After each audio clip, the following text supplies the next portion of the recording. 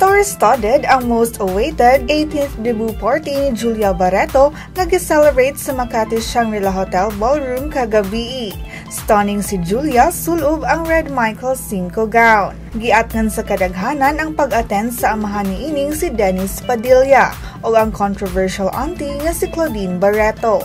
Mitampong sabi ang grandparents kinsa una nang gikataho nga wala sa mayong relasyon sa inahan niining si Marjorie. Apan sa event, makitang malipayon nga nag-celebrate ang pamilya. Samtang aniya ang mga hulagoy sa mga stars nga misalngot sa party.